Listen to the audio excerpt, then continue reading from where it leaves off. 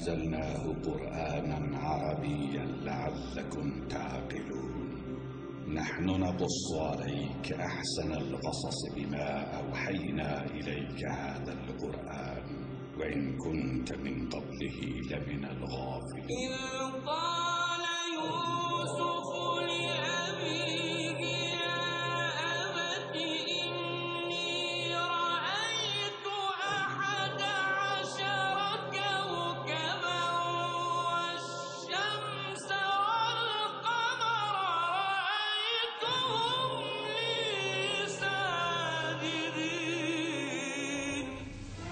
আলিফ লাম রা, এগুলো হচ্ছে সুসআত। নিঃসন্দেহে আমি একে আরবি কোরআন হিসেবে নাজিল করেছি যেন তোমরা তা অনুধাবন করতে পারো। হে নবী, আমি তোমাকে এ কোরআনের মাধ্যমে একটি সুন্দর কাহিনী শোনাতে যাচ্ছি যা আমি তোমার কাছে ওহী হিসেবে পাঠিয়েছি, অথচ তার আগ পর্যন্ত তুমি এ কাহিনী সম্পর্কে ছিলে সম্পূর্ণ বেখবর লোকদেরই একজন। এটা হচ্ছে সে সময়ের কথা যখন ইউসুফ তার পিতাকে বলল, হে আমার পিতা, আমি স্বপ্নে দেখেছি 11টা তারা, চাঁদ ও সূরজকে আমি এদের আমার প্রতি সাজদাবনত অবস্থায় দেখেছি। একথা শুনে তার পিতা বলল, হে আমার স্নেহের পুত্র, তুমি তোমার এই স্বপ্নের কথা কিন্তু তোমার ভাইদের কাছে বলে দিও না, তারা তোমার বিরুদ্ধে ষড়যন্ত্র আঁটতে শুরু করবে, কেননা শয়তান মানুষের খোলাখুলি দুশমন।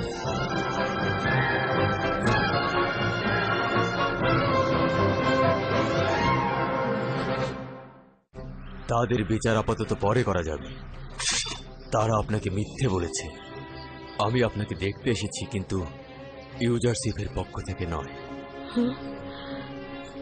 কি হলো বানু? এখানে থাকার ধৈর্য নেই আমার। যদি বক্তৃতা দেওয়ার ওখানে দেরিতে পৌঁছাই তাহলে মনে হবে ইউসুফ সম্পর্কে গাফেল ছিলাম। আশিকের রীতি হলো মাশূকের পেছনে ছুটবে। এখন যদি রুদামন ইউজারশিপের খবর নিয়ে আসে, আপনাকে কোথায় খুঁজে পাবে?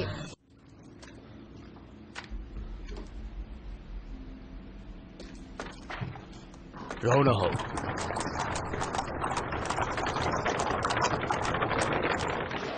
সরে দাঁড়ান, সবাই এক পাশে সরে দাঁড়ান। এখন জনাব ইউজারশিপ বের হবেন, সবাই এক পাশে সরে দাঁড়ান।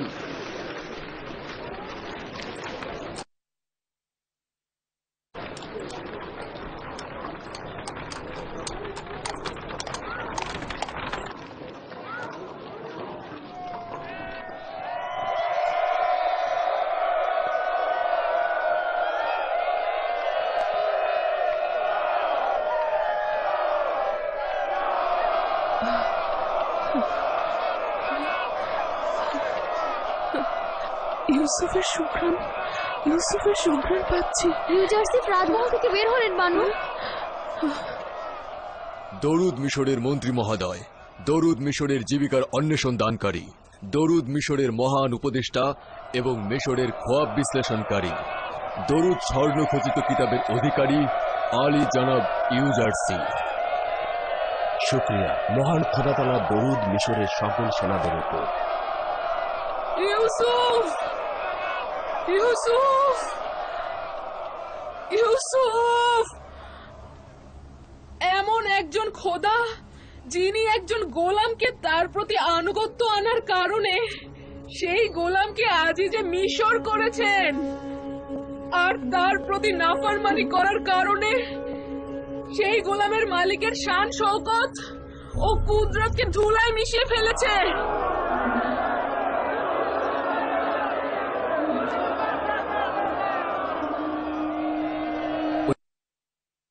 ওই বৃদ্ধ মহিলাটিকে আমার পরিচিত মনে হচ্ছে। তাকে কি কোথাও দেখেছিলেন? মনে করতে পারছি না, কিন্তু তার কথার উদ্দেশ্য বুঝতে পেরেছি। একজন গোলাম আজিজে মিশর হয়েছে, তার মানে তো আপনি। সে অবশ্যই অভিজাত সম্প্রদায়ের কেউ হবে, কিন্তু এখন নিঃস্ব হয়ে গেছে, আর তার কথা শুনে মনে হচ্ছে হেদায়েত প্রাপ্ত হয়েছে। মালিক, দেখুন তো ওই বৃদ্ধ মহিলা কি চায়। জি জনাব।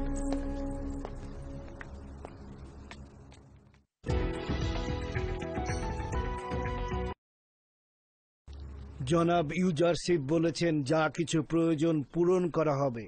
তার কাছে কি চাও? আমি শুধুমাত্র জনাব ইউজারশিপের সাথে কথা বলতে চাইছি, এর ভিন্ন কোনো তাগাদ নেই। উনি জনাব ইউজারশিপের সঙ্গে দেখা করতে চাইছেন। ইউসুফের ঘ্রাণ পাচ্ছি আমি। ইউসুফ কি এখানে এসেছে? হ্যাঁ, আমাকে ইউসুফ পাঠিয়েছে। আমাকে বলো, আমি তোমার পয়গাম পাঠিয়ে দেব। তুমি আমাকে ইউসুফের ঘ্রাণ দিচ্ছ? কে তুমি? ইউসুফের সঙ্গে তোমার কি সম্পর্ক? আমি ওয়াসেনাত, আজিজে মিশরের সহধর্মিনী। বলো তোমার কি চাই? এই নারী কি বলল? আমি শুনতে পাইনি। কি বললে? আমি ওয়াসেনাত, আজিজে মিশরের সহধর্মিনী, জনাব ইউজারশিফের স্ত্রী।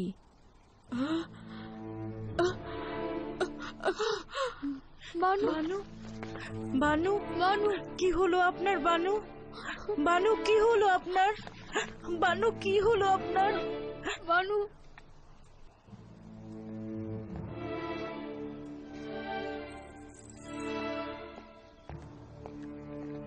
এতদিন বানুকে জানতে দেইনি, কিন্তু অবশেষে তিনি জানলেন যে ইউজারশিপের স্ত্রী রয়েছেন। কেন তাকে বললি না যে জুলেখা ইউজারশিপের জন্য পুরো একটা জিন্দিগি অপেক্ষায় ছিল? ওয়াসানাতের সামনে কি করে বলতাম যে তার স্বামীর জন্য উনি দেওয়ানা? আপনার সঙ্গে কথা বলতে চাইছিল, কিন্তু যখন শুনলো আমি আপনার স্ত্রী তখন বেহুশ হয়ে গেল। বানু, বানু, জুলেখা, বানু, আপনার কি হয়েছে? উঠুন বানু, বানু, বানু, চোখ খুলুন। বানু, উঠুন। তাকে আমি কোথায় যেন দেখেছিলাম।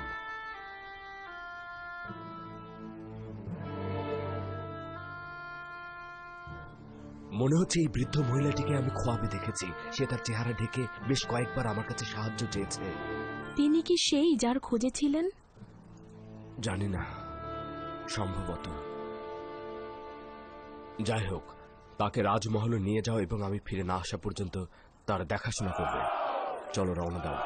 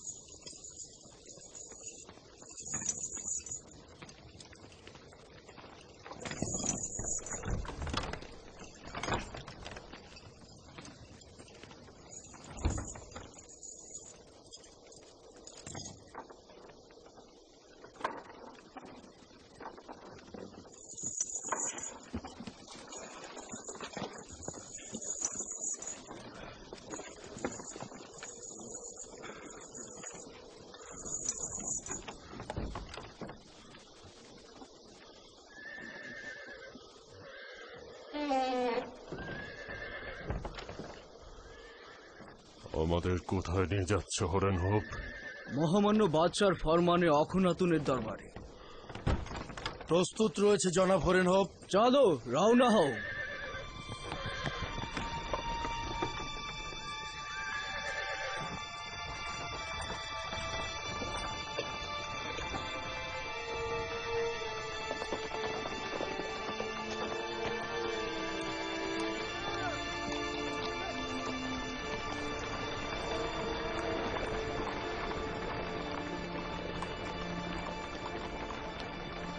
হরেন হোপ,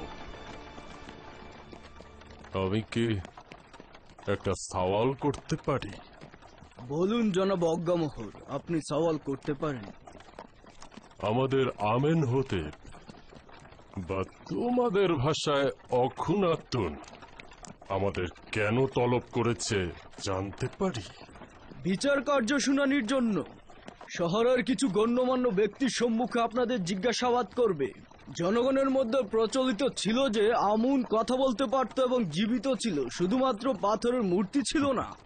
অখুনাতুন হয়তো আপনাদের এই বিষয়ে সওয়াল করবে। আমি অখুনাতুনের সওয়ালের জবাব অবশ্যই দেব, কিন্তু তুমি তো আমাদের বন্ধু ছিলে, তাই না? এবং আমাদের সহযোগিতায় তুমি মিশরের প্রধান সেনাপতি হয়েছ। কেন আমাদের একাকী ফেলে রেখেছিলে? আমরা তো তোমার কাছে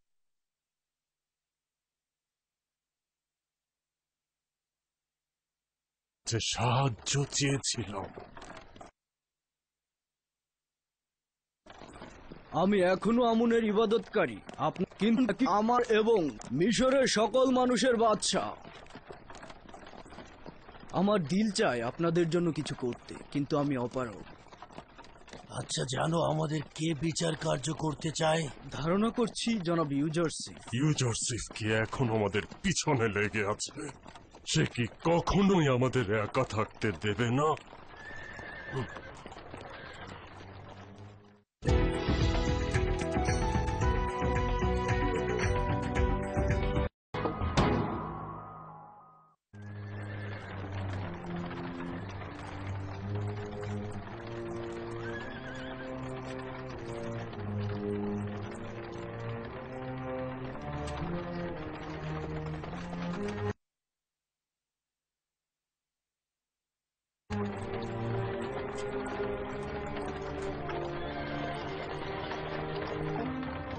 অশেষ শুকরিয়া যে তিনি আমাদেরকে অফুরন্ত নিয়ামত প্রদান করেছেন। যদি মহান খোদার অফুরন্ত নিয়ামত আমাদের উপরে না থাকতো, তাহলে কিন্তু আমরা ওই দুর্ভিক্ষ থেকে বাঁচতে পারতাম না। ধারণাও করতে পারিনি আমাদের ভাগ্যে কি লেখা ছিল। তোমরা নীল নদকে দেখো কিভাবে শুকিয়ে গেছে, চারণভূমি ও শস্য ক্ষেতগুলোকে দেখো কিভাবে ফেটে চৌচির হয়ে গেছে। আমাদের ভাগ্যও কিন্তু এমন হতে পারত। এখন অসংখ্য দেশ তোমাদের সাহায্য চাইছে। যদি মহান খোদাতালা না চাইতো, তাহলে তোমরাও ওদের মতো সাহায্য চাইতে। অতএব খোদাতালার এই নিয়ামতের প্রতি অবশ্যই শুকরিয়া গুজার করবে। এখন তো তোমরা আর নির্জীব পাথরের ইবাদত করছো না।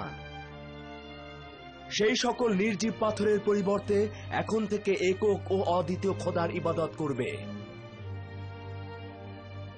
আমি এই মুহূর্ত থেকে তোমাদেরকে ফরমান দিলাম যে আমুনের ইবাদতখানা এখন থেকে একক খোদার ইবাদতখানা হিসেবে পরিগণিত হবে। খোদা তাআলা আমাদের সকলের কল্পকে হেদায়েতের নূর দ্বারা আলোকিত করুক।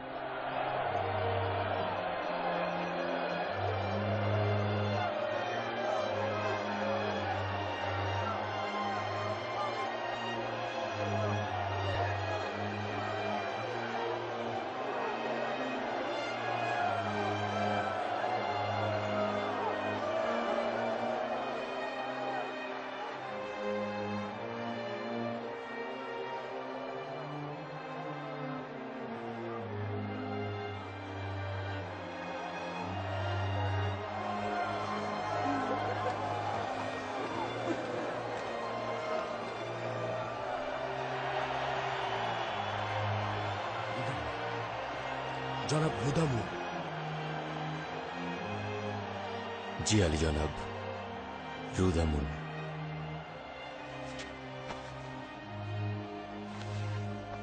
এতদিন কোথায় ছিলেন? হোডেনহোবের সাথী হিসেবে উত্তর সীমান্তের প্রতিবেশী দেশগুলোর সাথে যুদ্ধে ছিলাম। এখন থেকে সবসময় আমার কিনারায় থাকবেন।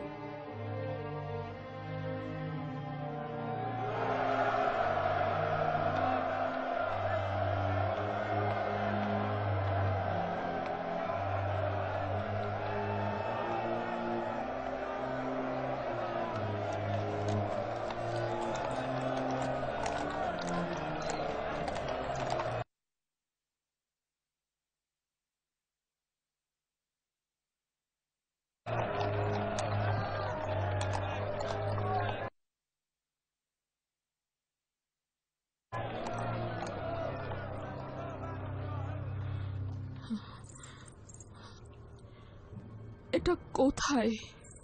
এটা জনাব ইউজারসিফের মঞ্জিল।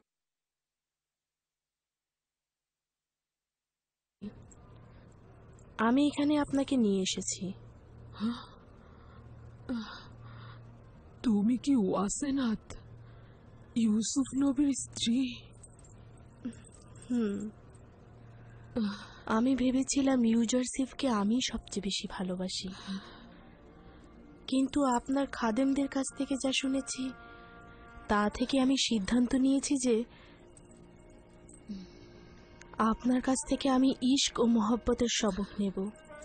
30 বছর ধরে একজনকে ভালোবেসে অপেক্ষা করা, এই ধরনের আশিকের ইবাদত করা উচিত। এই ধরনের মহব্বতকে অবশ্যই পবিত্রকরণ করা উচিত। তুমি যেই রূপ বলছো আমার ইশক সেই রূপ ছিল না। ইউসুফ অনেক শ্রেষ্ঠ। আমার মতো নিচু মোনা কলুষিত গুনাহগার ইউসুফের প্রতি আসক্ত হওয়ার যোগ্যতা রাখে না। আমি আমার ইশককে কামনা বাসনা আর নফসের আকাঙ্ক্ষা দিয়ে কলুষিত করেছি, আর তার শাস্তিও কাঁধে বহন করছি।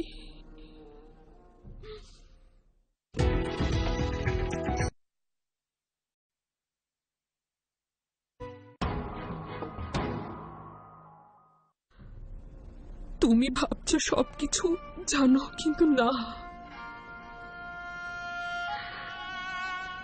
30 বছর ঘৃণার বোঝা,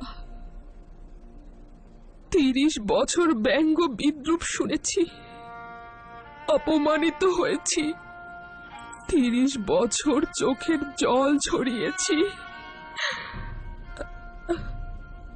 আর ঘুমরে ঘুমরে কেঁদেছি। 30 বছর অলিতে গলিতে ঘুরে বেরিয়েছি,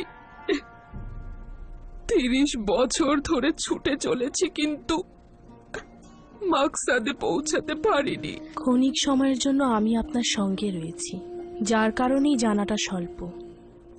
আমি শুধু আপনার খাদেমদের কাছ থেকে শুনেছি মাত্র। যদি আপনার সম্পর্কে নাও জানি এবং আপনার উপর দিয়ে যে ঝড় বয়ে গেছে সে সম্বন্ধে অবগত না হলে আপত্তি নেই। আমার এইটা জানা উচিত ইউসুফ কেন বেখবর ছিল।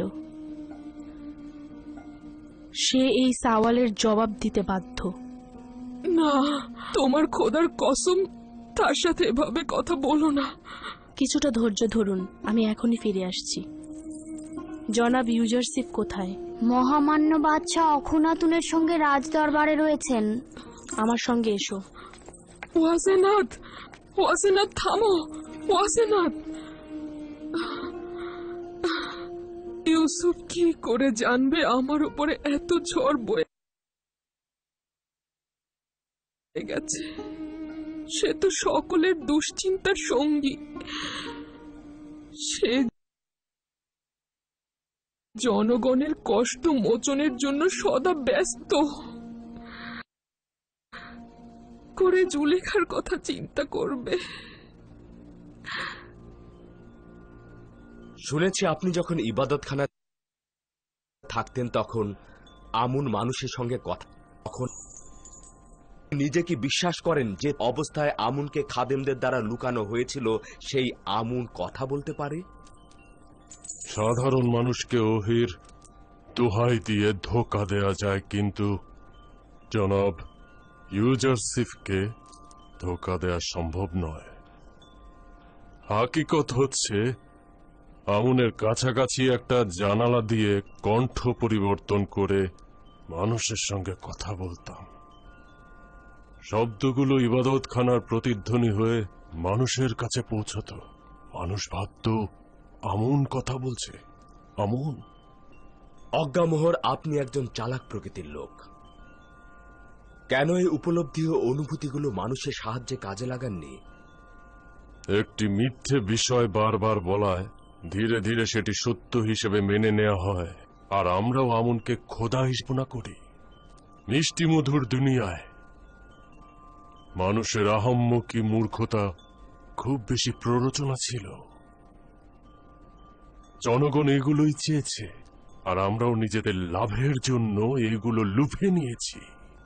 আর এগুলো করতে করতে আস্তে আস্তে আমুনকে মহান খোদার স্বরূপ তৈরি করেছি। তোমরা জনগণের সামনে বারবার মিথ্যে উপস্থাপন করে জনগণকে বোকা বানিয়েছ। জনগণ কিন্তু বোকা নয়, তোমরা হাকিকতকে গোপন করেছ, ফলে জনগণ মিথ্যের মাঝে হাকিকত খুঁজেছে। তোমরা হক এবং বাতিলকে একসঙ্গে তাদের সামনে উপস্থাপন করো, তারপর দেখো জনগণ কোনটি গ্রহণ করে। আমি জানতে চাই, আজিজে মিশর জনাব ইউজারসিফ মিশরের জনগণের নাজাত দানকারী। তিনি মিশরের জনগণের দুঃখ কষ্ট নাজাত দিয়েছেন, তাহলে কেন ভবঘুরে বৃদ্ধার হাল হাকিকত সম্পর্কে আপনি বেখবর? একদিন আমার অস্তিত্ব ছিল, এখন শুধু তুমি। এর মধ্যে জুলেখা নেই। আপনার প্রতি প্রেম তাকে এই দুরবস্থায় ফেলেছে। 30 বছর আপনার অপেক্ষায় ছিল, আপনার খোঁজে ভবঘুরের মতো অলিতে গলিতে ঘুরেছে। তার সকল সত্তার জীবন, যৌবন, সৌন্দর্য আপনার নামে উৎসর্গ করেছে।